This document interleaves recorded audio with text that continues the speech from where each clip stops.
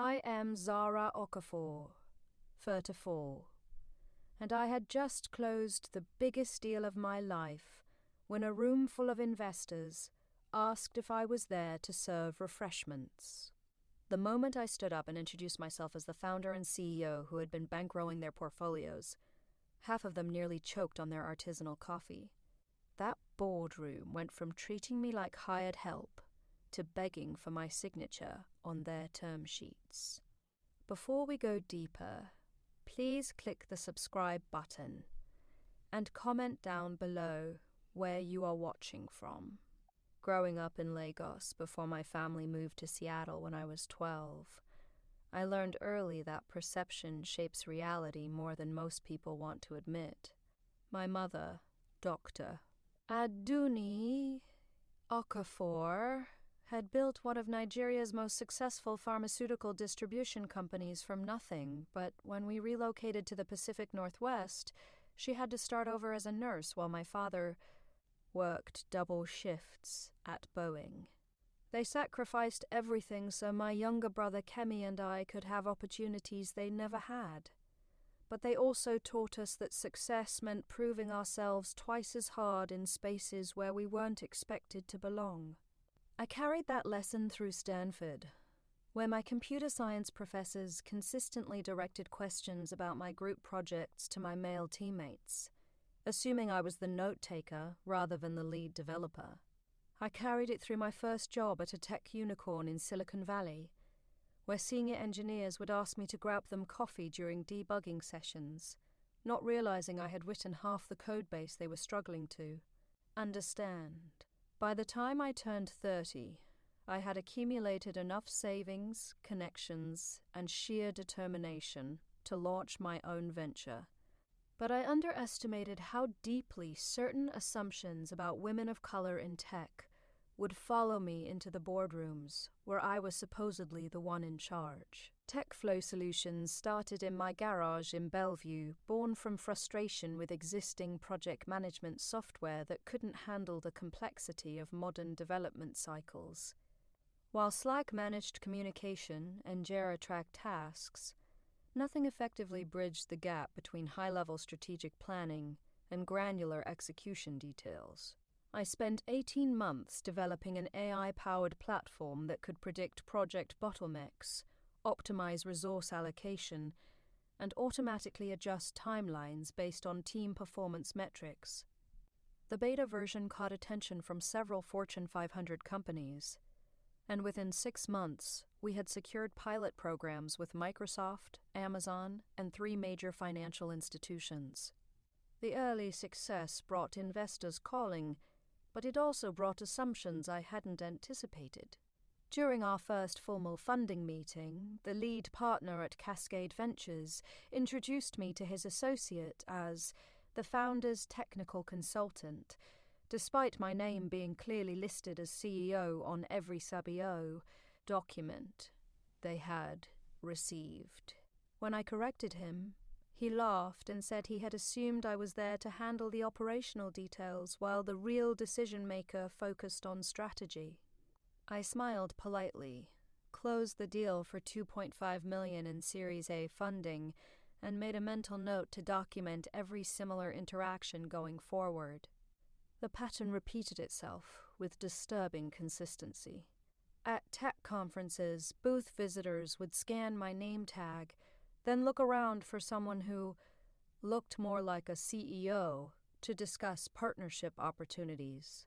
During client meetings, executives would direct their questions to my male head of sales, Marcus, even when I was the one presenting technical specifications they had specifically requested from our founder. The most infuriating incidents happened during networking events, where successful entrepreneurs would approach me at my own company's sponsored table and ask if I could find someone who could speak to the business model, apparently assuming I was hired staff rather than the person who had conceived, developed, and funded the entire operation. Marcus, who had joined TechFlow after 8 years at Salesforce, noticed the dynamic immediately and tried to redirect conversations back to me, but the damage was always done. Potential clients and partners had already categorized me in their minds, and changing first impressions in professional settings proved nearly impossible. I started bringing male employees to meetings as technical consultants, knowing their presence would somehow legitimize my authority in rooms where my MBA from Stanford and my track record of successful exits apparently carried less weight than their gender and appearance. The breaking point came during the most important presentation of TechFlow's existence. We had been courting Meridian Capital, one of the West Coast's most influential venture capital firms, for months. Their portfolio included companies like Uber, Airbnb, and several other unicorns that had revolutionized entire industries. Landing them as lead investors in our Series B round would not only provide the $20 million we needed for national expansion, also open doors to partnerships and acquisitions that could transform TechFlow from a regional success story into a global platform.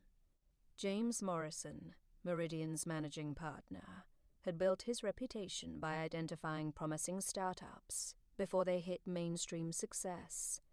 His investments had generated returns exceeding $3 billion over the past decade, and his endorsement could make or break emerging tech companies in competitive markets.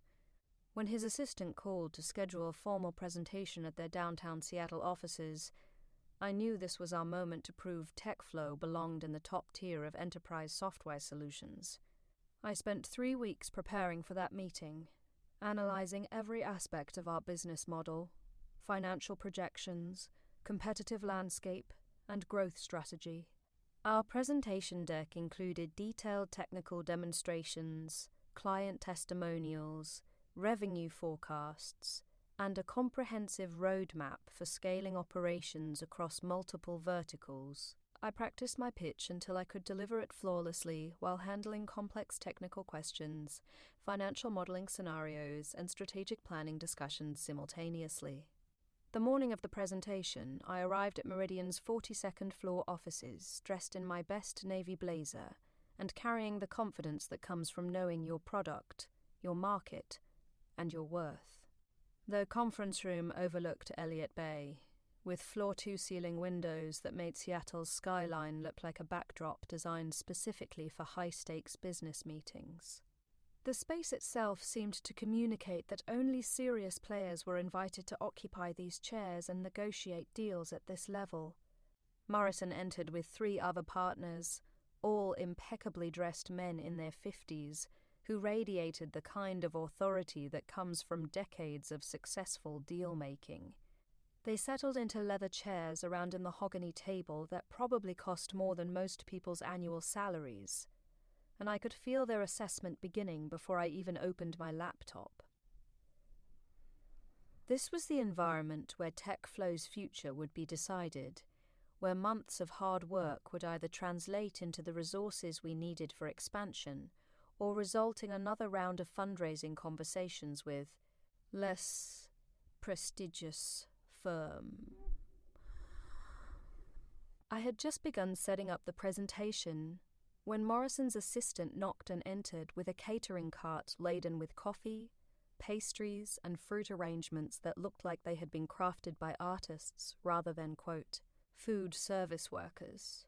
As she arranged everything on a side table, Morrison glanced at me and asked, "Are you with catering as well? We weren't expecting additional service staff, but we appreciate the attention to detail."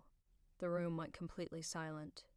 I felt that familiar surge of anger mixed with disbelief that had become far too common in my professional life, but this time, something was different.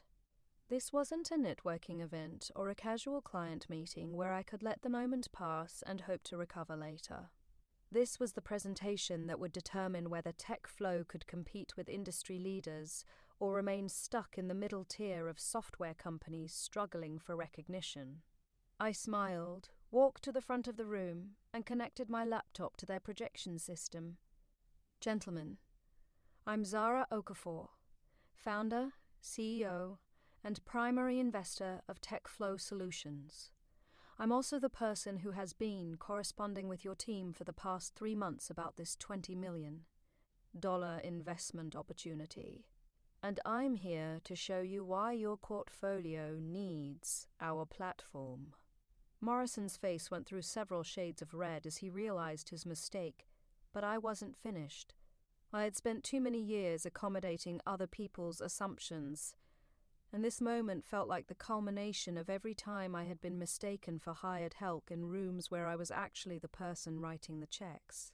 Before we begin, I should mention that TechFlow has been profitable for 18 consecutive months. Our client retention rate exceeds 95%, and we're currently processing over 50 million in transactions annually through our platform. The companies using our software include several that I notice are already in your investment portfolio. The next hour became one of the most satisfying presentations of my career. I walked them through every aspect of TechFlow's technology, demonstrating features that solved problems their existing portfolio companies were actively struggling with. I showed them client testimonials from Fortune 500 executives who credited our platform with reducing project completion times by an average of 37% while improving quality, metrics across all major performance indicators.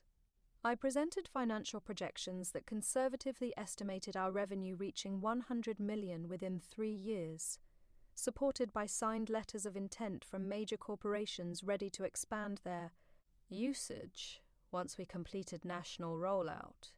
When Morrison asked about our competitive advantages, I pulled up a side-by-side comparison showing how TechFlow's AI algorithms outperformed existing solutions in every meaningful category. When his partner questioned our scalability, I demonstrated the cloud architecture we had built to handle enterprise-level traffic without performance degradation. When they challenged our market positioning, I showed them research indicating that project management software represented a rapidly expanding sector with room for innovative solutions that could capture significant market share from established but outdated platforms. By the time I finished the technical demonstration, all 4 partners were leaning forward in their chairs, asking detailed questions about implementation timelines, partnership opportunities, and exclusive licensing arrangements. Morrison, who had started the meeting assuming I was there to serve coffee, was now taking notes about integration possibilities with 3 companies in Meridian's existing portfolio that could benefit from Alcabrad platform's capabilities. The conversation shifted from whether they were interested in investing to how quickly we could close the deal and begin scaling operations. Morrison asked about our current funding timeline, and I explained that while several other firms had expressed serious interest, we were specifically drawn to Meridian because of their track record with enterprise software companies and their connections in markets we were targeting for expansion. His partner, David Chen, who had been skeptical about our financial projections, admitted that our revenue growth trajectory reminded him of several unicorns they had backed in early rounds before they became X-Star household names. He asked whether we would consider accepting a larger investment in exchange for accelerated growth targets and exclusive partnership agreements with Meridian's portfolio companies. The discussion continued for another 2 hours, covering everything from board composition to exit strategies to international expansion possibilities. They wanted to know about our intellectual property portfolio, our hiring plans, our competitive response strategies, and our vision for TechFlow's role in the evolving landscape of enterprise software solutions. I answered every question with the confidence that comes from having built something valuable and knowing exactly how valuable it was. When Morrison finally asked about our decision timeline, I told them we were planning to finalize our Series B within 30 days and that we had scheduled follow-up meetings with 2 other major firms later, that, quote, week. The dynamic in the room had completely shifted from their initial assumption that I was catering staff to recognition that I was the decision-maker they needed to impress. if they wanted access to what was clearly a promising investment opportunity. Chen asked if we could provide additional technical documentation and client references for their due diligence process, and I agreed to have everything sent within 48 hours. Morrison requested a follow-up meeting with his full investment committee, which I scheduled for the following week.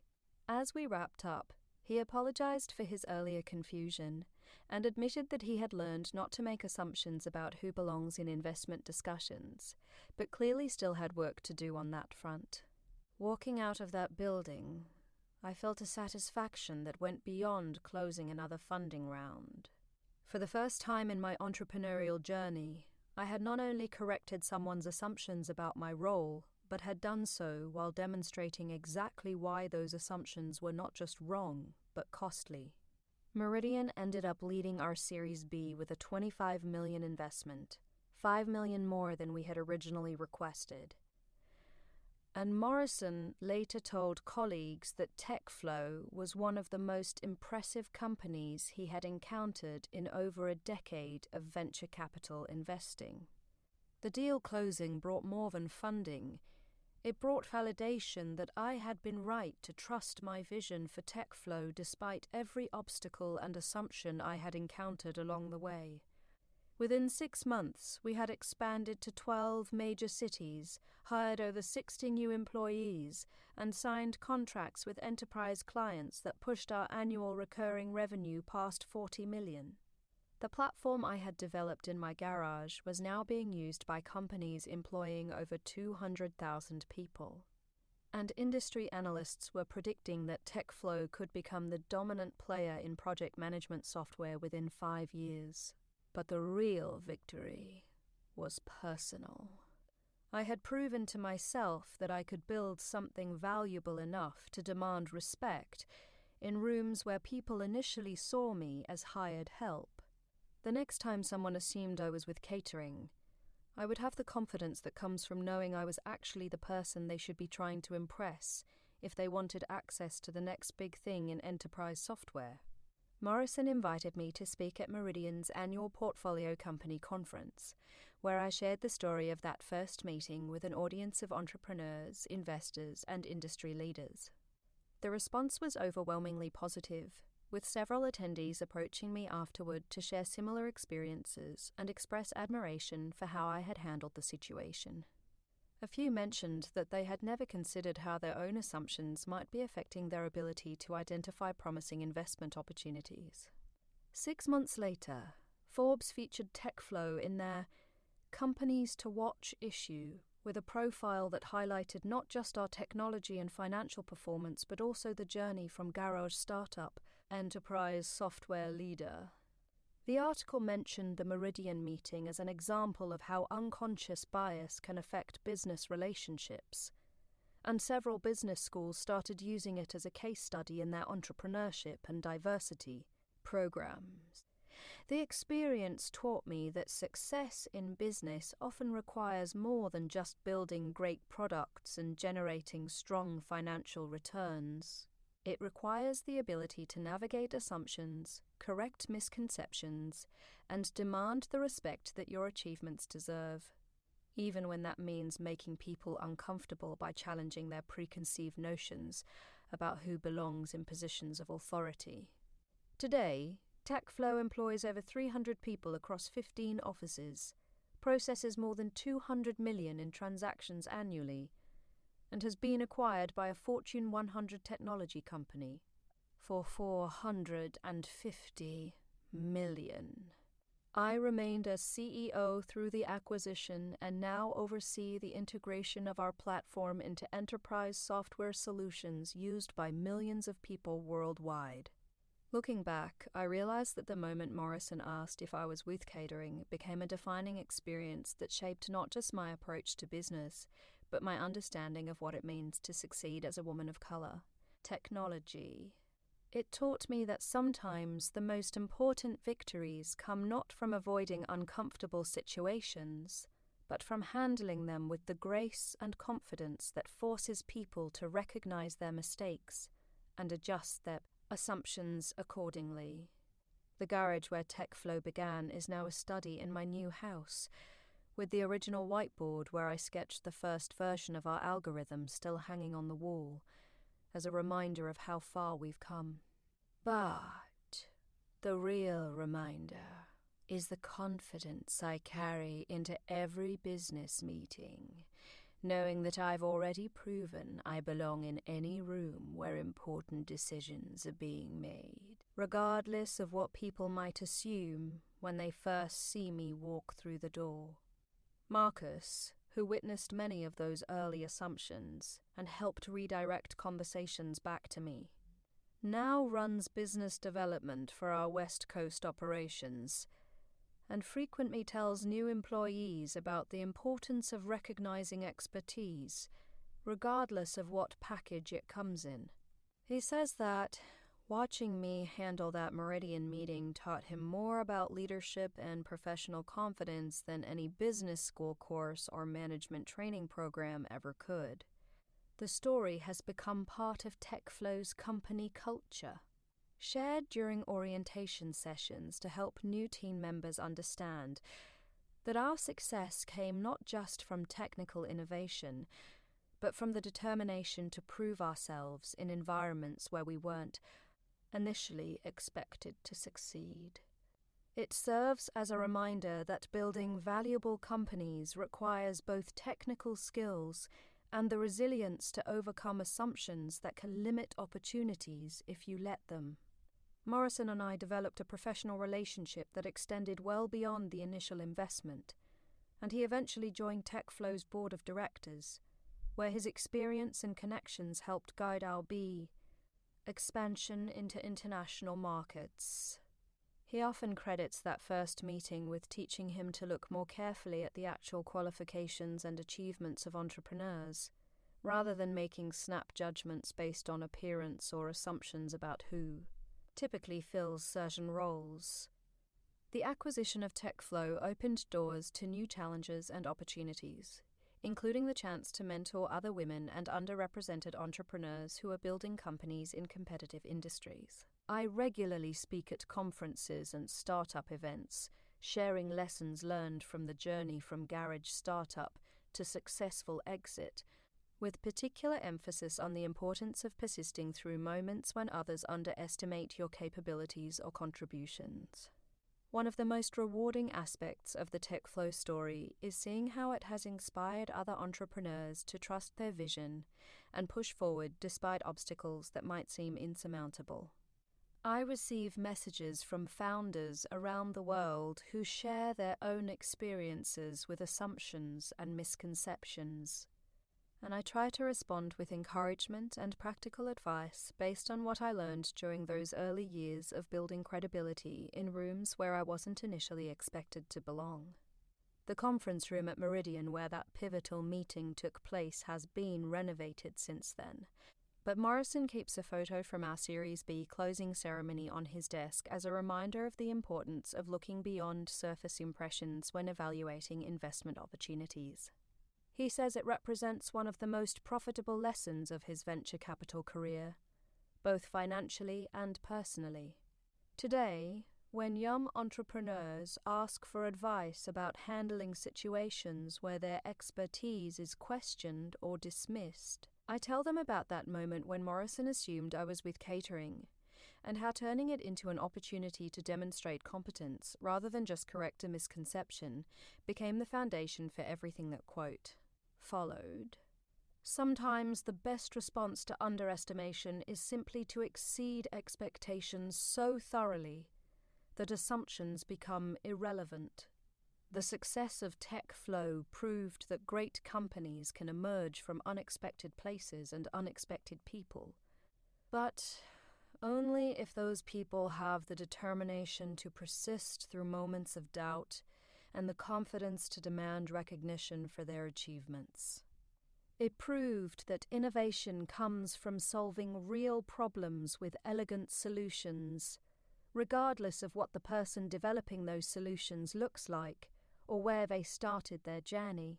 As I continue to work in technology and invest in other early-stage companies, I carry the lessons from that Meridian meeting into every interaction, every negotiation, and every opportunity to support entrepreneurs who are building the next generation of innovative solutions.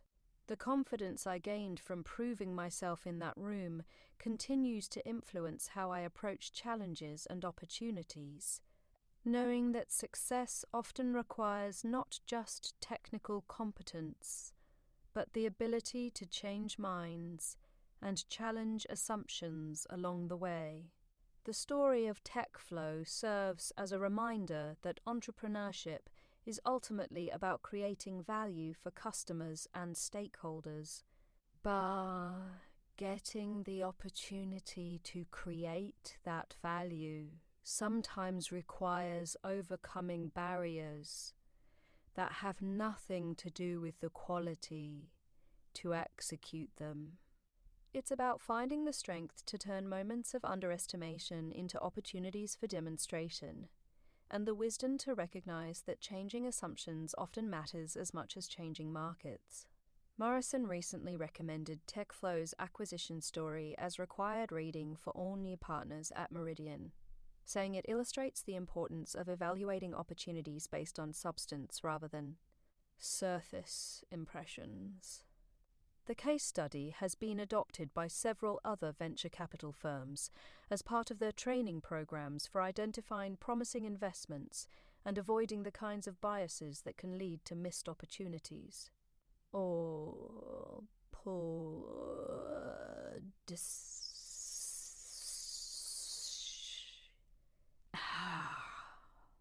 Looking forward, I remain committed to building companies and supporting entrepreneurs who are working to solve meaningful problems, regardless of whether they fit traditional expectations about what successful founders look like or where they come from. The experience of building TechFlow from a garage startup to a successful acquisition taught me that the most important qualification for entrepreneurship is the ability to create value for others, and that everything else is just noise that successful people learn to navigate rather than eliminate. The whiteboard in my study still contains equations and diagrams from the early days of developing TechFlow's core algorithms, but it also serves as a workspace for new projects and investments that continue to challenge assumptions about what's possible when smart people are given the resources and recognition they need to build something valuable. Every equation represents not just technical innovation, but also the determination to prove that great ideas can come from anywhere and anyone willing to do the work required to make them real.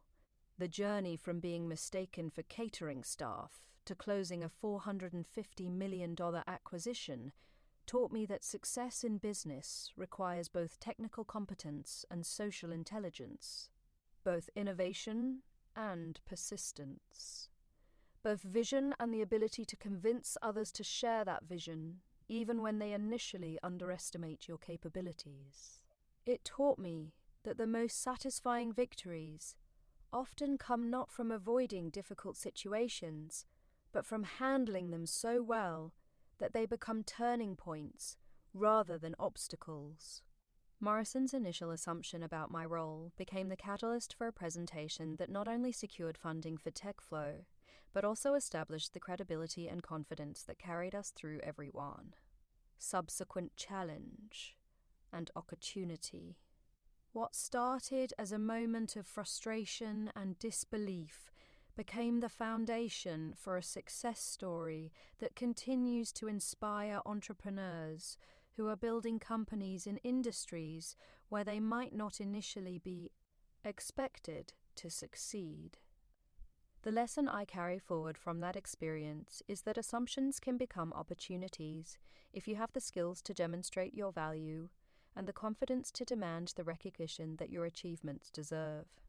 Sometimes the best response to being underestimated is simply to exceed expectations so comprehensively that assumptions become irrelevant and results speak louder than preconceptions. As TechFlow continues to grow as part of its new parent company, and I continue to invest in and mentor other entrepreneurs. I remain grateful for that moment in Morrison's conference room when everything could have gone differently but instead became the turning point that proved assumptions are just starting points for the conversations that really matter. The conversations about innovation, value creation, market opportunities, and the determination to build something meaningful regardless of what obstacles or misconceptions might stand in the way. The story continues to evolve as TechFlow's platform reaches new markets and serves new customers, but the core lesson remains constant. That success in entrepreneurship requires not just great ideas and technical skills, but also the resilience to persist through moments when others doubt your capabilities, and the confidence to prove them wrong through achievement rather than argument. It's a lesson that applies not just to technology startups, but to any situation where someone is working to create value in environments where they might not initially be expected to succeed. Today, when I walk into conference rooms for board meetings, investor presentations, or strategic planning sessions, I carry the confidence that comes from knowing I've already proven I belong in these conversations, regardless of what people might assume when they first see me.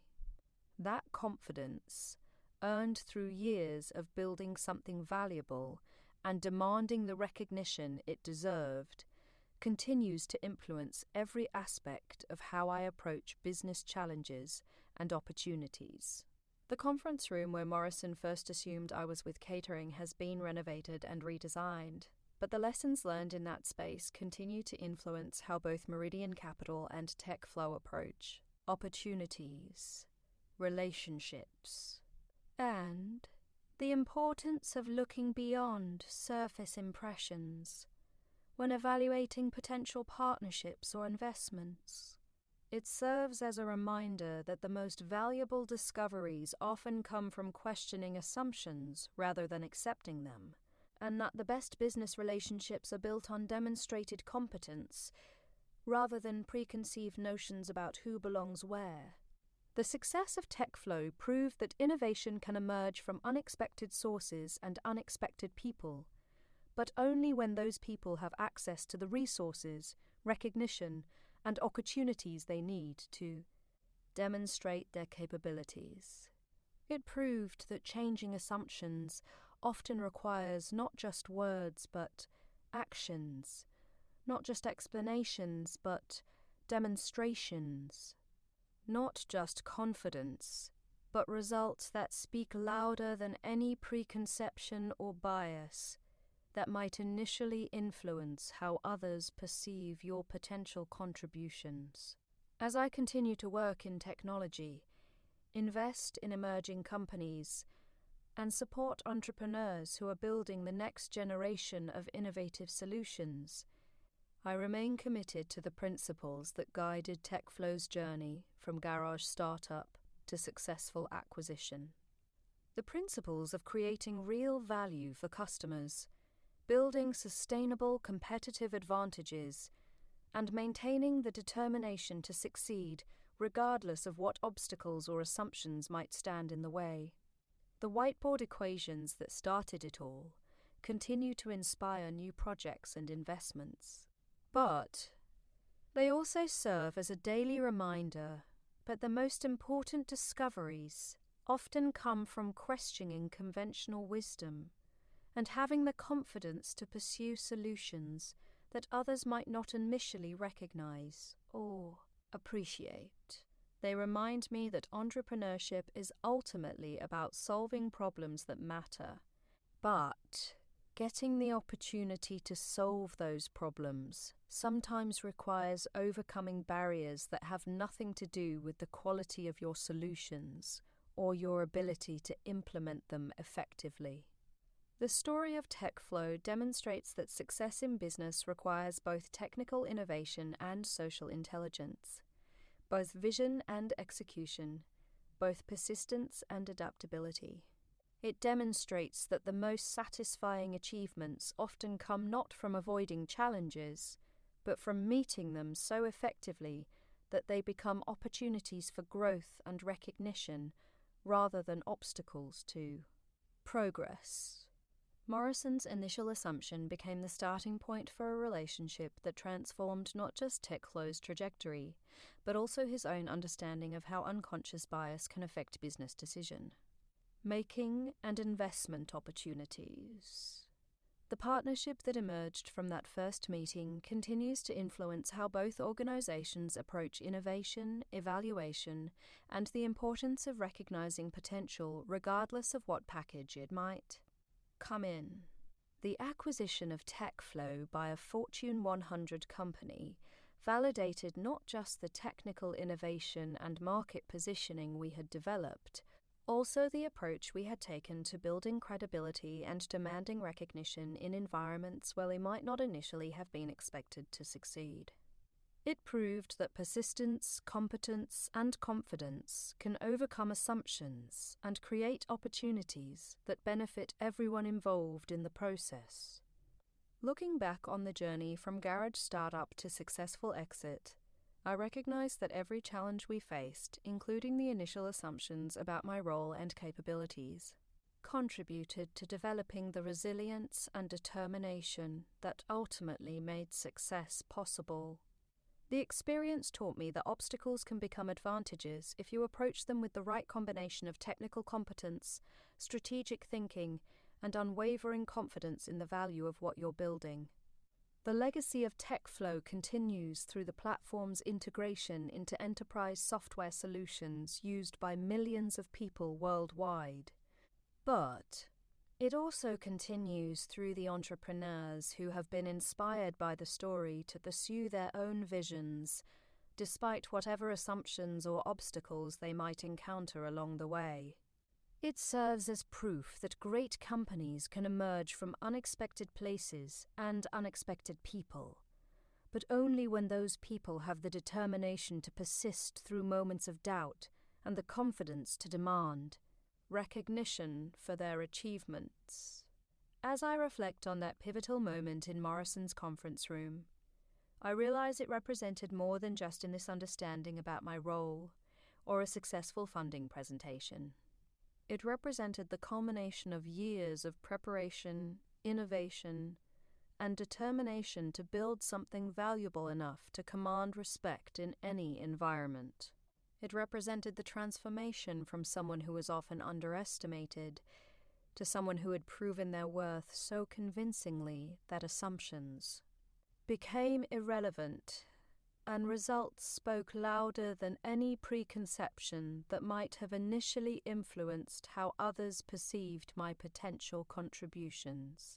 The confidence I gained from that experience continues to influence every aspect of how I approach business challenges and opportunities. Knowing that I've already demonstrated the ability to exceed expectations and change minds through achievement rather than argument.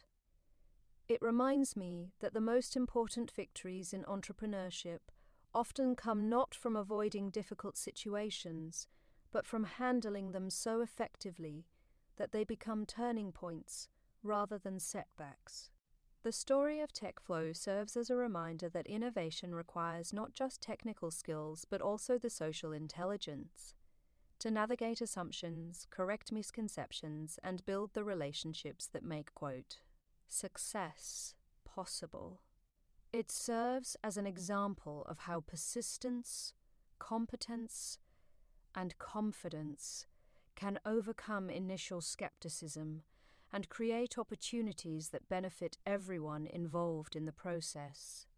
Today, as I continue to work in technology and support other entrepreneurs who are building innovative companies, I carry forward the lessons learned from that journey, particularly the understanding that success requires both the ability to create value and the determination to ensure that value is recognized and rewarded appropriately.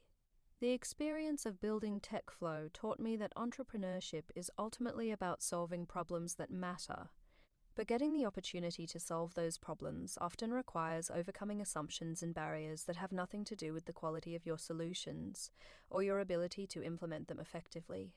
The whiteboard where it all began continues to inspire new projects and investments, serving as a daily reminder that the most meaningful achievements often start with simple ideas pursued with extraordinary determination. It reminds me that success in business comes not from avoiding challenges, but from meeting them head-on with the confidence that comes from knowing you've built something valuable, and the determination to ensure that value is recognized, regardless of what obstacles or assumptions might stand in the way. The acquisition of TechFlow represented not just a financial success, but validation of an approach to entrepreneurship that prioritizes value creation, customer satisfaction, and the persistence required to build credibility in competitive markets. It proved that great companies can emerge from unexpected places when entrepreneurs have the vision to identify opportunities, the skills to develop solutions, and the determination to persist through whatever challenges or misconceptions they might encounter along the journey to success. 3 years after the acquisition, I found myself in an entirely different position within the tech ecosystem. My role had evolved from CEO of a growing startup to head of innovation for the enterprise division of Global Tech Corporation, the Fortune 50 company that had acquired us.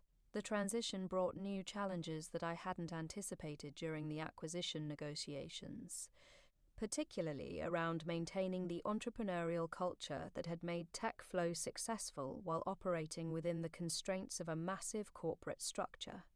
The integration process revealed just how different startup dynamics were from enterprise corporate culture. At TechFlow, we could implement new features within weeks, respond to customer feedback in real time, and pivot our entire strategy based on market changes. At Global Tech, similar decisions required approvals from multiple departments, compliance reviews, and alignment with broader corporate objectives that sometimes conflicted with what our customers actually needed. I spent considerable time learning to navigate these new complexities while preserving the innovation that had made our platform valuable in the first place. My new office occupied the entire 38th floor of Global Tech's Seattle headquarters, with panoramic views of the Sound and Mount Rainier that made even the most stressful days feel manageable. The space itself represented everything I had worked toward: complete control over a significant division within one of the world's most influential technology companies. Yet I sometimes missed the energy of our original TechFlow offices, where every employee could contribute directly to product decisions and see their ideas implemented within days rather than months.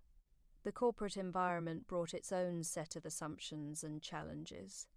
During my first quarterly review with Global Tech's Executive Committee, the Chief Technology Officer, William Harrison, questioned whether someone with my limited experience in large-scale operations could effectively manage the integration of TechFlow's platform with their existing enterprise solutions.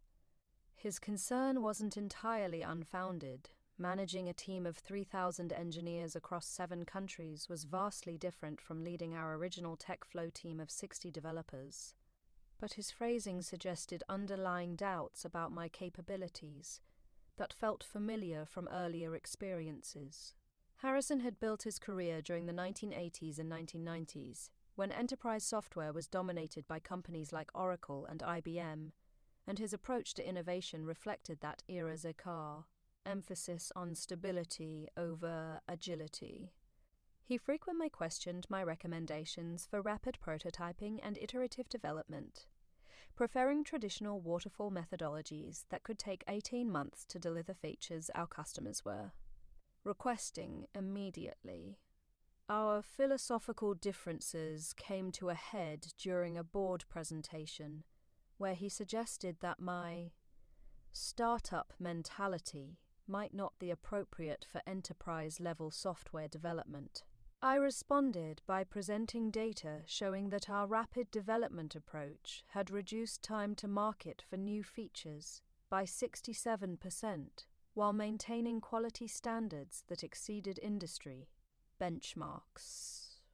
I demonstrated how customer satisfaction scores had improved across all metrics since implementing TechFlow's development processes, and showed projected revenue increases based on our ability to quota, respond quickly to market demands.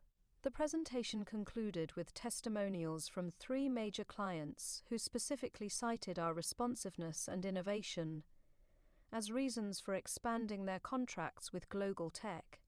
The board voted unanimously to adopt TechFlow's development methodology across all enterprise divisions, with Harrison tasked with implementing the transition. His resistance to change had actually provided an opportunity to prove that the approaches we had developed at TechFlow could scale effectively within larger organizations. The success of that transition became a case study used throughout Global Tech's training programs for managers learning to balance innovation with operational stability. 6 months later, Harrison approached me privately to acknowledge that his initial skepticism had been misplaced. He admitted that his concerns about my experience had been influenced more by preconceptions about startup founders than by objective assessment of my qualifications or track record. Our working relationship improved significantly after that conversation, and he became one of my strongest advocates within Global Tech's leadership team. The corporate environment also provided opportunities to tackle challenges that would have been impossible at TechFlow's original scale. We launched an initiative to develop AI-powered project management tools for government agencies, working with the Department of Defense and NASA to create systems that could handle classified information while maintaining the user experience that had made our platform successful in commercial markets. The complexity of these projects required coordination between hundreds of engineers, security specialists, and government liaisons. But the impact reached millions of users and contributed to national infrastructure in ways that felt deeply meaningful.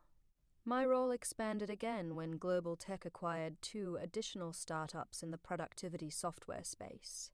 The CEO, Margaret Chen, asked me to lead the integration process for both companies, drawing on my experience with the TechFlow acquisition to help other entrepreneurs navigate the transition from startup to corporate division. This responsibility put me in the unique position of being both the person who had successfully completed that transition and the executive responsible for helping others through the same process. Working with the founders of CloudSync and DataBridge reminded me of my own journey from garage startup to corporate executive.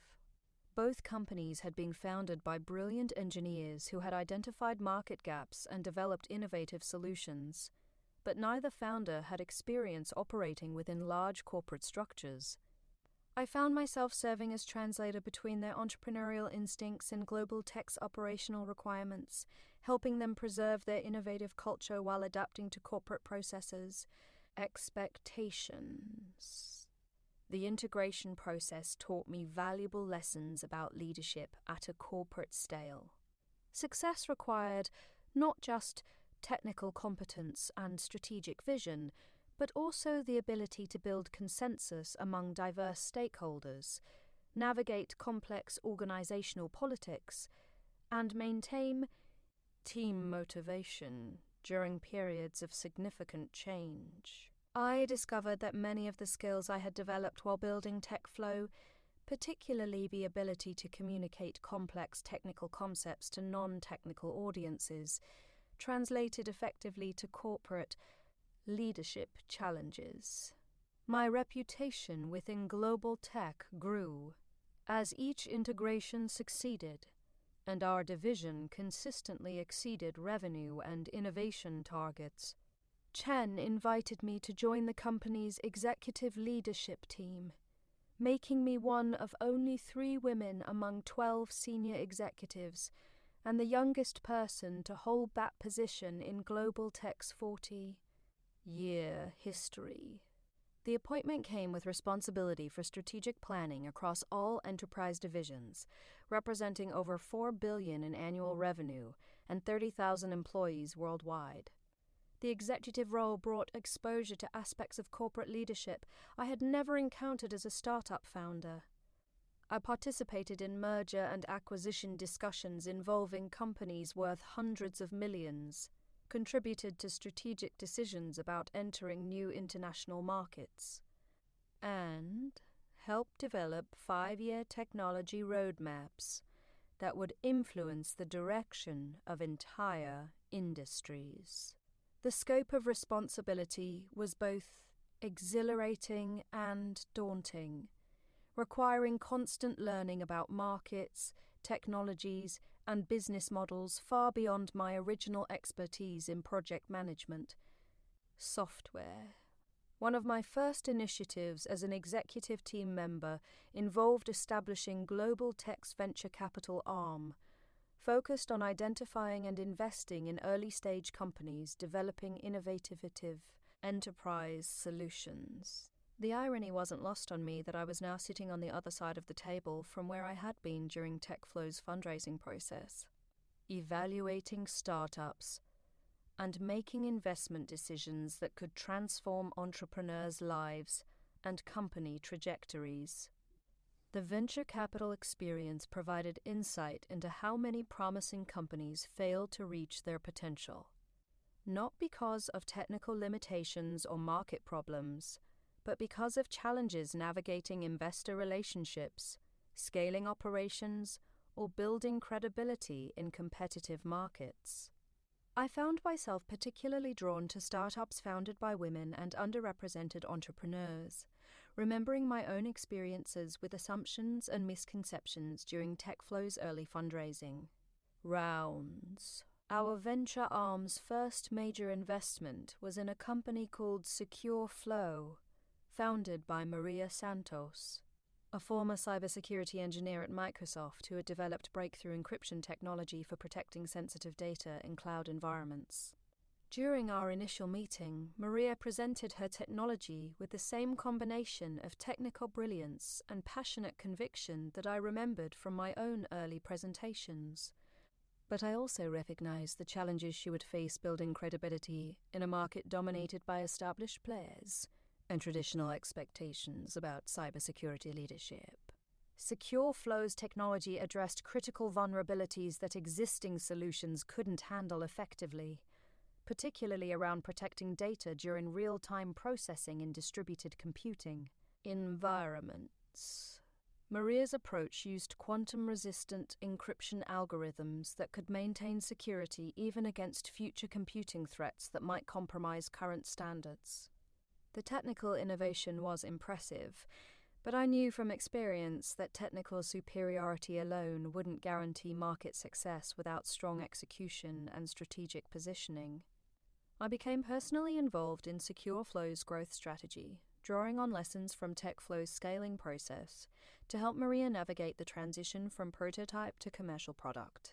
We worked together on refining her pitch presentations, identifying key customer segments, and building partnerships with system integrators who could help accelerate market adoption.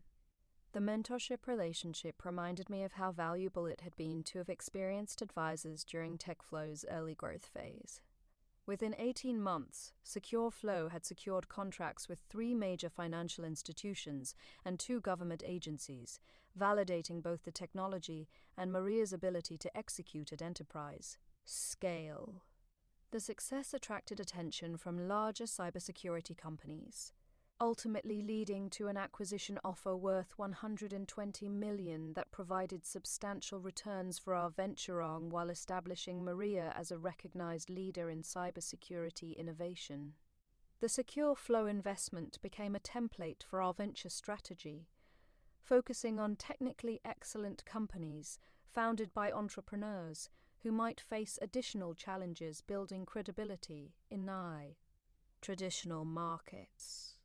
Over the next 3 years, we invested in 12 companies, 8 of which achieved successful exits through acquisitions or public offerings. The portfolio's performance exceeded industry benchmarks while supporting entrepreneurs who were developing genuinely innovative solutions to important problems. My experience with venture investing reinforced lessons about the importance of looking beyond surface impressions when evaluating opportunities. Some of our most successful investments came from founders who didn't fit traditional patterns, but had developed solutions to problems that established companies had overlooked or underestimated. The approach required patience and willingness to support entrepreneurs through challenges that more traditional investors might not understand or appreciate. The venture capital role also provided opportunities to influence industry conversations about diversity, innovation, and the importance of supporting entrepreneurs from different backgrounds and perspectives. I spoke regularly at conferences and industry events, sharing insights about identifying promising investments and building inclusive approaches to startup funding.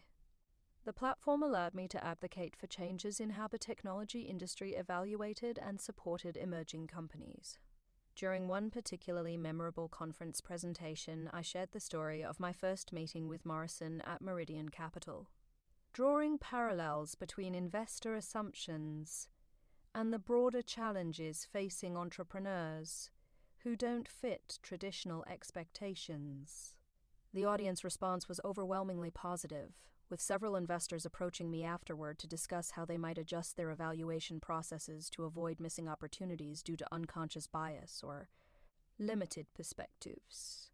The conference presentation led to an invitation to join the board of the National Venture Capital Association, where I worked with other industry leaders to develop best practices for inclusive investing, entrepreneur support. The role provided additional opportunities to influence how the venture capital industry approached diversity and innovation, contributing to policy discussions and educational initiatives that could benefit entrepreneurs nationwide. My board position also involved working with universities and research institutions to support technology transfer programs that helped academic researchers commercialize their innovations. Many breakthrough technologies never reached commercial markets because their inventors lacked business experience or connections to funding sources, representing enormous missed opportunities for both innovation and economic development. Our initiatives helped bridge those gaps by providing resources, mentorship, and funding pathways for university-based entrepreneurs. One project involved establishing innovation centers at historically black colleges and universities, providing students and faculty with access to entrepreneurship resources that had traditionally been, quote, concentrated at more privileged institutions. The centers offered everything from business plan development workshops to prototype funding to connections with industry mentors who could provide guidance based on real-world experience building and scaling technology companies. The University Partnership Program became one of my most personally rewarding initiatives, directly supporting entrepreneurs who reminded me of my own journey from academic research to commercial success. Many participants face similar challenges around building credibility, accessing funding, and navigating assumptions about their capabilities or market potential. Providing resources and mentorship that could help them overcome those obstacles felt like contributing to positive changes in how innovation happened and who could participate in technology entrepreneurship. After 5 years at Global Tech, I reached a decision point about my career trajectory. The corporate executive role had provided valuable experience and resources to support other entrepreneurs, but I found myself missing the direct impact and rapid innovation that had made building TechFlow so energizing. Chen offered me a promotion to Chief Innovation Officer with responsibility for all of Global Tech's research and development activities, but I declined in favor of starting my own venture capital fund focused specifically on supporting underrepresented entrepreneurs in enterprise technology. Okafor Ventures launched with $50 million in committed capital from institutional investors who shared my conviction that diverse founding, Teams and inclusive investment approaches could generate superior returns while supporting positive changes in technology industry dynamics. Our investment thesis focused on companies developing enterprise solutions to problems that established players had overlooked, often because those problems disproportionately affected customers or markets that weren't well represented in traditional technology development processes.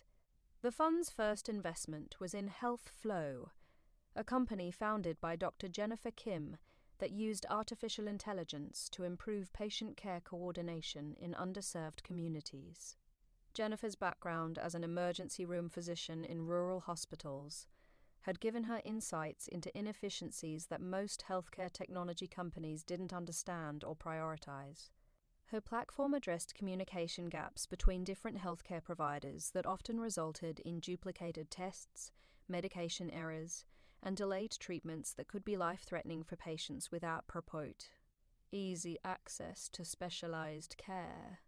HealthFlow's technology wasn't necessarily more sophisticated than existing healthcare IT solutions, but it solved problems that mattered deeply to healthcare providers serving vulnerable populations.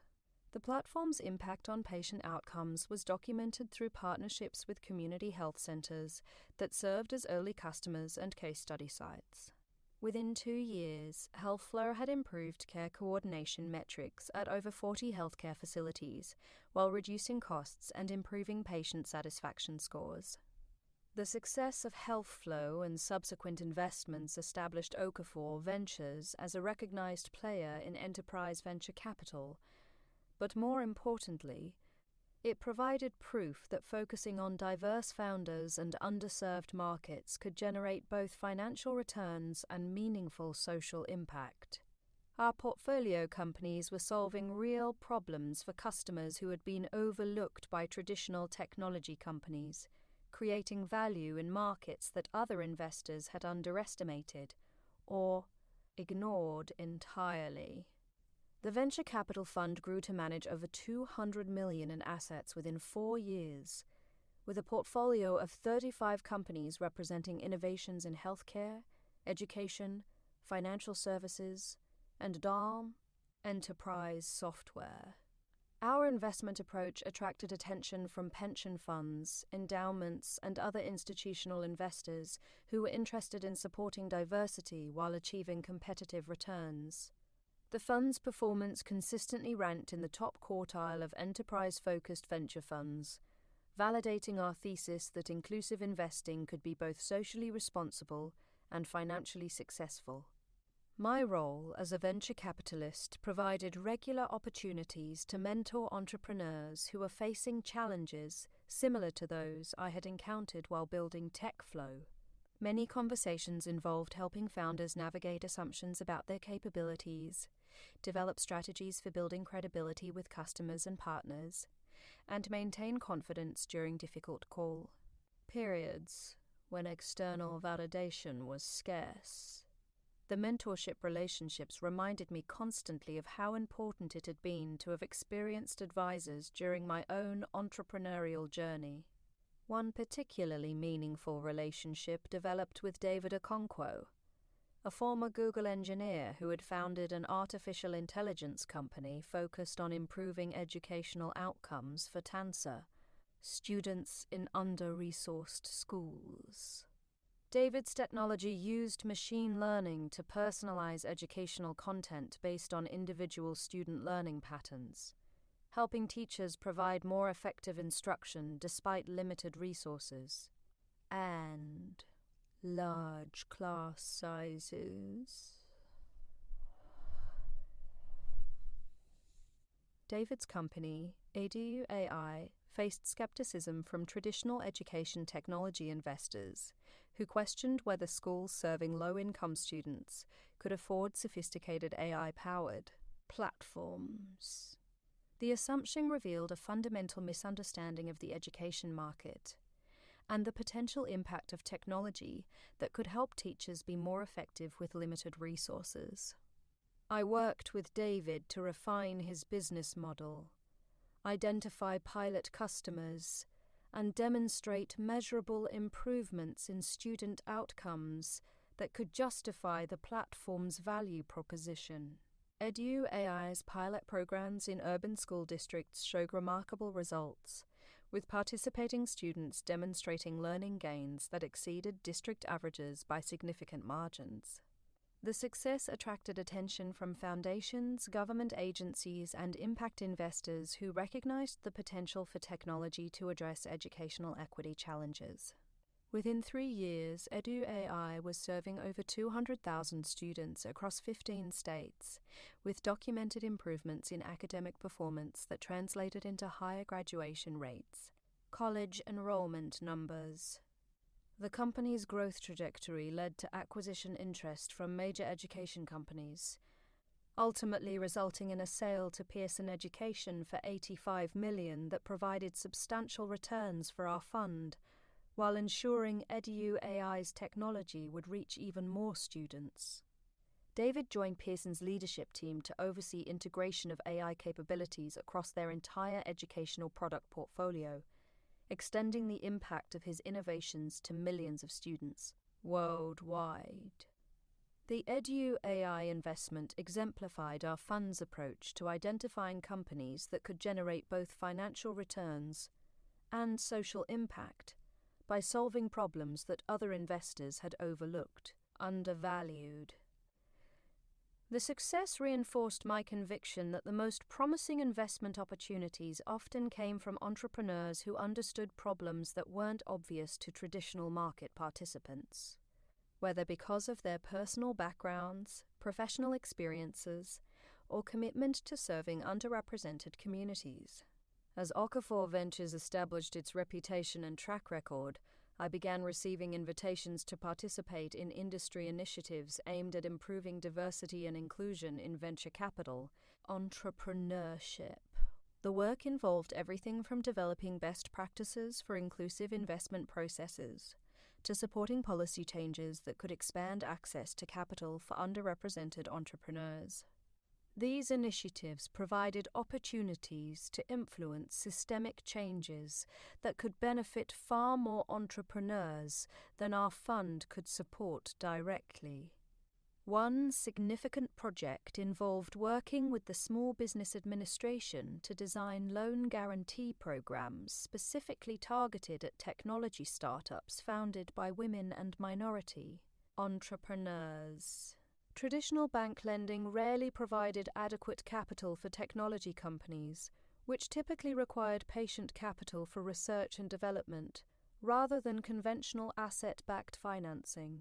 Our program created pathways for entrepreneurs to access growth capital without diluting equity ownership as extensively as traditional venture capital required.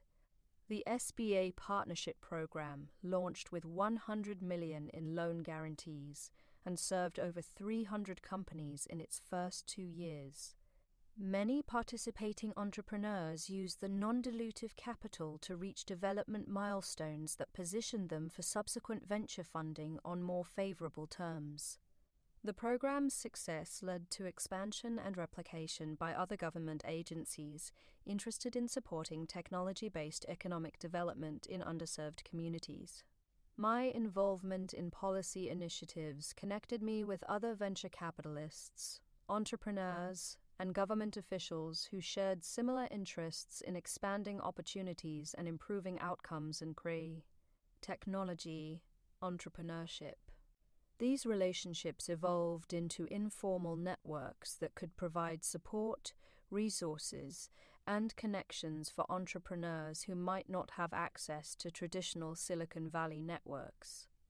The collaborative approach multiplied the impact of individual efforts while building community among people working towards similar objectives. The policy work also provided platforms for sharing lessons learned from my journey from startup founder to venture capitalist, particularly around the importance of persistence, preparation, and confidence when facing skepticism or assumptions about capabilities. Speaking engagements at universities, conferences, and government events allowed me to reach entrepreneurs at earlier stages of their journeys, potentially helping them avoid some of the obstacles I had encountered, or providing strategies for overcoming challenges they might face. 10 years after that pivotal meeting in Morrison's conference room, I found myself addressing a Senate subcommittee about entrepreneurship and economic development, sharing insights about how supportive policies and inclusive investment practices could strengthen American innovation and competitiveness. The testimony drew on experiences from TechFlow's growth, Global Tech's corporate innovation initiatives, and Okafor Ventures portfolio companies to illustrate how diverse perspectives and inclusive approaches could generate both economic and social benefits. The Senate testimony represented a full-circle moment that connected my personal journey with broader conversations about opportunity, innovation, and economic development. The confidence I had gained from proving myself in that Meridian Capital conference room had evolved into a platform for influencing policies and practices that could benefit thousands of entrepreneurs facing similar challenges. The experience reinforced my understanding that individual success could become a foundation for systemic change when combined with commitment to supporting others and improving access to opportunities. Looking back on the decade since TechFlow's acquisition, I recognize that each phase of my career built on lessons learned during previous experiences while creating new opportunities to contribute to positive changes in technology, entrepreneurship. The journey from garage startup to venture capital fund demonstrated that success in business could become a platform for supporting innovation and inclusion while generating financial returns that justified continued investment in diverse founding teams and underserved markets. My reputation in venture capital circles opened doors to opportunities I hadn't anticipated when launching Okafor Ventures. The World Economic Forum invited me to join their Global Future Council on Technology Innovation, where I worked with technology leaders, policymakers, and academics from around the world to address challenges related to artificial intelligence governance, digital equity, and sustainable technology development. The international perspective broadened my understanding of how entrepreneurship and innovation functioned in different economic and cultural contexts. The World Economic Forum work introduced me to entrepreneurs from emerging markets who were developing solutions to problems that rarely appeared on Silicon Valley's radar. During a council meeting in Geneva, I met Fatima Al-Rashid, an engineer from Jordan who had developed water purification technology using locally sourced materials and solar power. Her innovation could provide clean drinking water for communities without reliable electricity or complex supply chains, addressing a critical need affecting over 2 billion people worldwide. Fatima's technology was elegant in its simplicity, using ceramic filters enhanced with locally available minerals to remove contaminants, while solar panels powered UV sterilization systems that could operate independently of electrical grids. The approach solved real problems for communities that existing water treatment companies couldn't serve profitably, but her challenge was accessing capital and expertise needed to scale production and distribution across multiple countries with different regulatory requirements and infrastructure limitations. Traditional venture capital wasn't well suited to Fatima's business model, which required patient capital and deep understanding of developing market dynamics, rather than the rapid scaling approaches that worked for software companies in established markets. I connected her with impact investors, development finance institutions, and social entrepreneurs who could provide appropriate funding and operational support for her expansion plans. Within 2 years, Fatima's company, Pure Water Solutions, was operating in 8 countries across the Middle East and Africa, providing clean water access to over 500,000 people, while training local technicians to maintain and repair systems independently. The success demonstrated how innovation could address fundamental human needs while creating sustainable businesses that strengthened local economies and improved quality of life for vulnerable populations. The Pure Water Solutions case study became part of my presentations about inclusive innovation and the importance of supporting entrepreneurs who understood problems that traditional markets overlooked. The story resonated with audiences ranging from development agencies to corporate social responsibility teams to impact investing conferences, illustrating how entrepreneurship could be a powerful tool for addressing global challenges while generating positive returns for investors willing to take longer-term perspectives. My involvement with international development initiatives led to an invitation from the United Nations to serve on their Technology Innovation Advisory Board, focused on supporting entrepreneurship in least developed countries.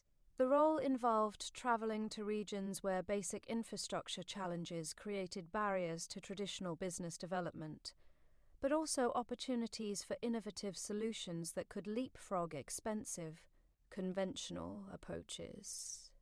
During a UN mission to Ghana, I visited Accra's technology hub and met dozens of entrepreneurs developing mobile applications, fintech solutions, and agricultural technologies tailored to local needs and constraints.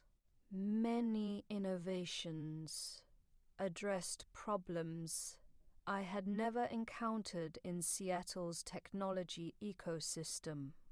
From mobile payment systems that worked without reliable internet connectivity, to crop monitoring applications that used satellite imagery to help smallholder farmers optimize their limited resources.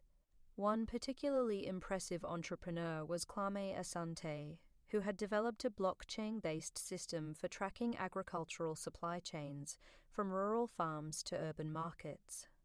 His platform addressed chronic problems with food safety, farmer compensation, and market transparency that affected both producers and consumers throughout West Africa. The technology could verify the origin and handling of agricultural products while ensuring farmers received fair compensation for their crops. Kwame's innovation solved problems that existed throughout developing markets, but had been largely ignored by technology companies focused on wealthier regions.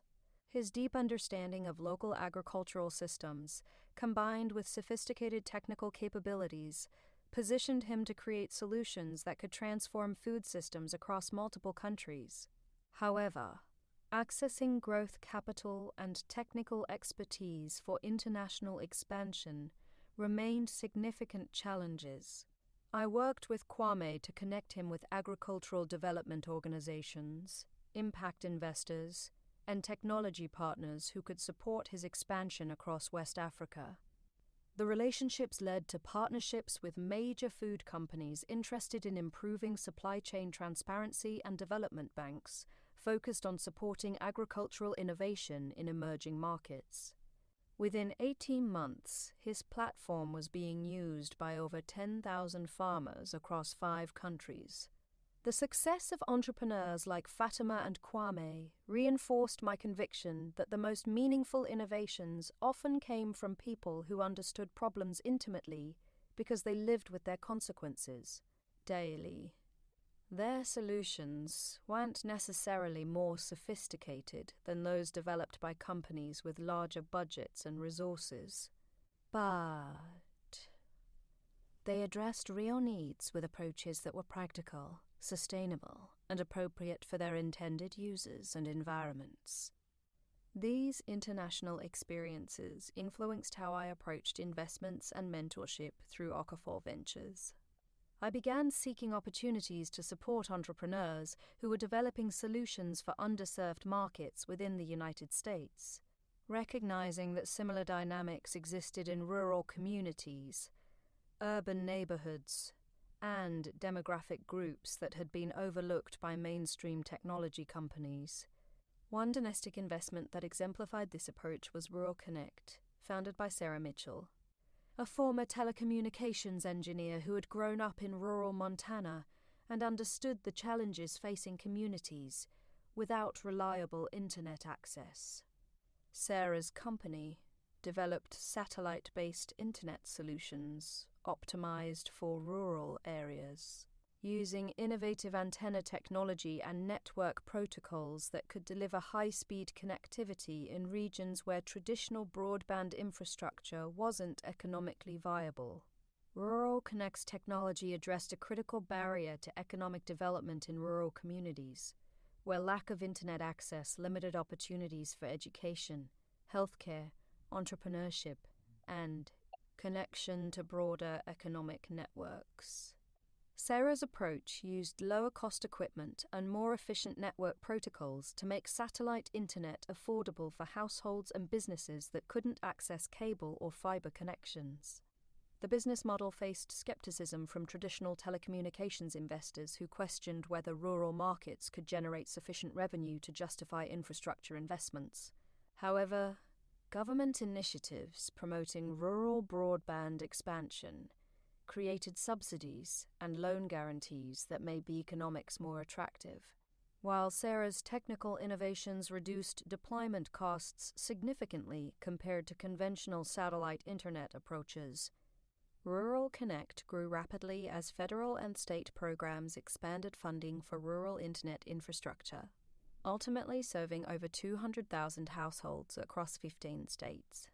Zara's success attracted acquisition interest from major telecommunications companies, leading to a sale to Verizon for $340 million that provided substantial returns for our fund, while ensuring her technology would reach even more rural communities through Verizon's expanded infrastructure investments. The Rural Connect investment demonstrated how understanding underserved markets could create significant business opportunities while addressing important social needs. Zara's deep knowledge of rural community needs, combined with technical expertise and persistent execution, had created value that larger companies with more resources hadn't recognized or pursued effectively. As Okafor Ventures' track record attracted attention from institutional investors, I decided to raise a larger second fund focused specifically on supporting entrepreneurs developing solutions for underserved communities and neglected markets. The fundraising process for Fund II required convincing pension funds, endowments, and other large investors, but our approach could continue generating competitive returns while achieving social impact objectives. The fundraising presentations drew heavily on case studies from our first fund's portfolio companies, demonstrating how focusing on diverse founders and underserved markets had generated financial returns that exceeded industry benchmarks while supporting innovation that addressed important social problems. The combination of financial performance and mission alignment resonated with investors who are increasingly interested in environmental, social, and governance considerations alongside traditional return metrics. Fund II closed with $400 million in committed capital from investors, including the California Public Employees Retirement System, Harvard Management Company, and several European development finance institutions interested in supporting inclusive innovation approaches. The larger fund size enabled us to make bigger investments in more companies, while providing additional support for portfolio companies' growth and development needs. The expanded resources also allowed us to launch Okafor Ventures Academy, an accelerator program specifically designed to support entrepreneurs from underrepresented backgrounds who were developing enterprise technology solutions. The program provided 6 months of intensive mentorship, access to potential customers and partners, and preparation for fundraising from institutional investors who might not otherwise consider their opportunities. Academy participants included entrepreneurs like Marcus Johnson, a former military cybersecurity specialist who had developed advanced threat detection software tailored for small and medium-sized businesses that couldn't afford enterprise-level security solutions. Marcus understood that cyber threats increasingly targeted smaller companies with weaker defenses, but existing cybersecurity companies focused primarily on large enterprise customers with bigger budgets, more sophisticated IT departments. Marcus's company, Defend Small, used artificial intelligence to provide enterprise-level threat detection and response capabilities through cloud-based services that small businesses could access affordably. The approach democratized cybersecurity by making sophisticated protection available to companies that had previously relied on basic antivirus software and hoped for the best against increasingly sophisticated cyber attacks. The Academy program helped Marcus refine his business model, identify pilot customers, and develop partnerships with managed service providers who could integrate his technology into comprehensive IT support packages for small business clients. The 6-month program concluded with investor presentations that attracted Series A funding from 2 cybersecurity specialist venture funds, enabling Defend Small to accelerate product development, customer acquisition. Defend Small's success following the Academy program validated our thesis that many talented entrepreneurs from underrepresented backgrounds had developed innovative solutions to important problems but needed additional support navigating fundraising processes and building relationships with investors who might not initially understand their market opportunities or technical approaches. The Academy program expanded to serve 40 entrepreneurs annually, with participants representing innovations in healthcare, education, financial services, and enterprise software. Graduation events became networking opportunities that connected program alumni with investors, potential customers, and strategic partners who could support their continued growth and development. My role overseeing the Academy program provided regular opportunities to work directly with entrepreneurs facing challenges similar to those I had encountered while building TechFlow. Many conversations involved helping founders develop confidence in their vision while building credibility with stakeholders who might initially underestimate their capabilities or market potential. One particularly memorable Academy participant was Dr. Lisa Chen, a former emergency room physician who had developed artificial intelligence tools for improving diagnostic accuracy in urgent care settings. Lisa's innovation used machine learning to analyze patients' symptoms, medical history, and diagnostic test results to recommend treatment approaches that could reduce misdiagnosis rates and improve patient outcomes. Lisa faced skepticism from healthcare technology investors who questioned whether busy emergency room physicians would trust AI recommendations or take time to use additional technology during patient care. The concerns reflected limited understanding of how diagnostic errors occurred in high-pressure medical environments and how technology could actually reduce physician workload while improving accuracy. The Academy program helped Lisa develop pilot programs with emergency departments that demonstrated her technology's impact on diagnostic accuracy and physician satisfaction. The data showed significant improvements in diagnosis confidence and reduced time to treatment decisions, while physician surveys indicated that the AI recommendations enhanced rather than complicated their workflow. Lisa's success in the Academy program led to Series A funding from 2 prominent healthcare venture funds, enabling her to expand pilot programs and begin regulatory approval processes for broader commercial deployment. Her company, Diagnostic AI, ultimately received FDA approval for its emergency medicine applications and was acquired by Epic Systems for $270 million. Integrating her innovations into electronic health records used by thousands of hospitals worldwide.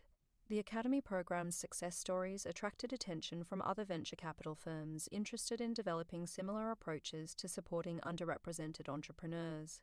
I was invited to speak at numerous conferences about inclusive investing strategies and program design.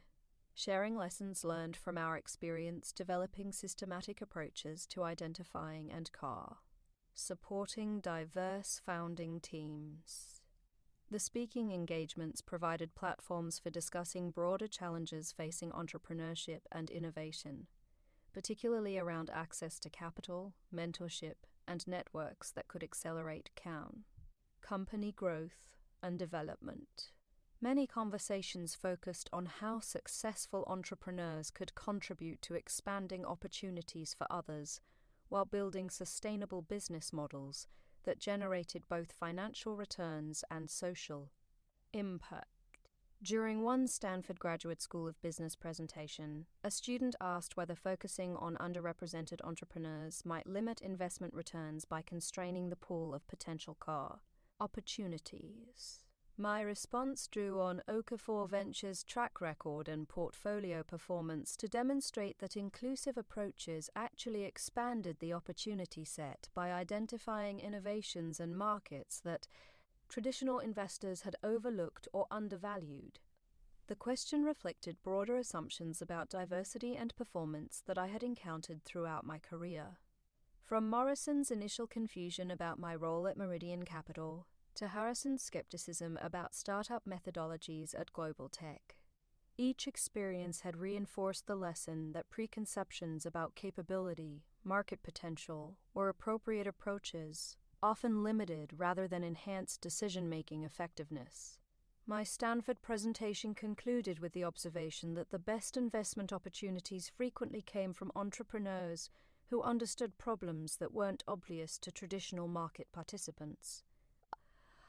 Whether because of their personal backgrounds, professional experiences, or commitment to serving communities that established companies had neglected.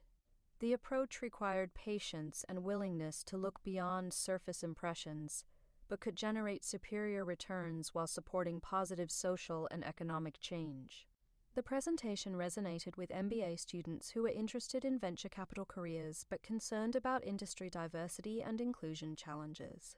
Several students approached me afterward to discuss internship opportunities at Okafor Ventures, expressing interest in learning how inclusive investing approaches actually worked in practice, rather than just theoretical discussions about diversity and representation. The student interest led to expansion of our internship program, providing opportunities for MBA candidates from diverse backgrounds to gain venture capital experience, while contributing to our deal sourcing, due diligence, and portfolio company support activities. Many interns brought perspectives and insights that enhanced our evaluation processes and helped identify opportunities that our existing team might have missed. One intern, Hams Rodriguez, had served as an Army medic before attending business school and brought unique insights about healthcare delivery challenges in underserved communities. His perspective proved valuable when evaluating healthcare technology companies, helping us understand how innovations might perform in resource-constrained environments and identifying market opportunities that other investors might overlook. James's contributions during his internship led to a full-time offer following graduation, and he became instrumental in developing our healthcare investment strategy. His military background and business school training provided a unique combination of operational experience and strategic thinking that enhanced our ability to evaluate healthcare innovations and support portfolio companies serving challenging markets. The internship program became a pipeline for developing venture capital professionals who shared our commitment to inclusive investing while bringing diverse perspectives and experiences that strengthened our investment processes. Many program alumni went on to leadership roles at other venture funds, extending the influence of inclusive approaches throughout the industry. As Okafor Ventures approached its 10th anniversary, I reflected on how the fund had evolved from an experiment in inclusive investing to an established venture capital firm with a track record of generating competitive returns while supporting entrepreneurs from underrepresented backgrounds. Our two funds had invested in over 80 companies, achieving successful exits that generated returns exceeding $3 billion for our investors. The financial performance validated our thesis that focusing on diverse founders and underserved markets could create significant value while addressing important social challenges. More importantly, the approach had supported hundreds of entrepreneurs who might not have accessed traditional venture capital, enabling them to build companies that created jobs, developed innovative solutions, and contributed to positive economic and social change in their communities. The success of Okafor Ventures also provided a platform for influencing broader conversations about entrepreneurship, innovation, and economic development. I regularly participated in policy discussions about startup funding, regulatory approaches to emerging technologies, and strategies for supporting innovation-based economic growth in underserved regions. One significant policy initiative involved working with the Treasury Department to design tax incentives for venture capital investments in underserved communities, modeled after successful programs that had encouraged investment in renewable energy and low-income housing development. The proposed Inclusive Innovation Tax Credit would provide additional returns for investments in companies founded by underrepresented entrepreneurs or serving underserved markets. The policy proposal attracted bipartisan support from legislators interested in promoting entrepreneurship and economic development, while addressing persistent gaps in access to capital and business development resources. The initiative represented an opportunity to systematize support for inclusive innovation while generating economic benefits that could justify continued government investment in entrepreneurship, small business development. My involvement in policy development connected me with other business leaders, academics, and government officials who shared interests in expanding economic opportunities and strengthening innovation ecosystems. These relationships provided opportunities to collaborate on initiatives that could influence systemic change while supporting individual entrepreneurs and companies. The policy work also reinforced lessons about the importance of persistence and strategic thinking when pursuing long-term objectives that required changing established practices and assumptions. Success required building coalitions, developing compelling evidence, and maintaining focus on objectives even when progress seemed slow or uncertain. Looking toward the future, I remain committed to supporting entrepreneurs who are developing solutions to important problems while building successful businesses that generate positive returns for investors and meaningful impact for communities. The journey from that pivotal moment in Morrison's conference room to leading a successful venture capital fund has reinforced my conviction that assumptions are just starting points for conversations about innovation, opportunity, and the potential for creating value in unexpected places. The whiteboard where TechFlow began still hangs in my home office, now joined by photos and mementos from portfolio companies, academy participants, and international development projects that represent the evolution of my career, from startup founder to venture capitalist to advocate for inclusive innovation. Each item serves as a reminder that success in business requires not just technical competence and strategic vision, but also the determination to persist through challenges and the commitment to use success as a platform for supporting others. The story continues to evolve as new entrepreneurs join our portfolio, academy participants launch their companies, and policy initiatives create expanded opportunities for innovation, investment in underserved communities. Each chapter builds on lessons learned from previous experiences while creating new possibilities for positive change through entrepreneurship and inclusive approaches to business development and venture capital investment.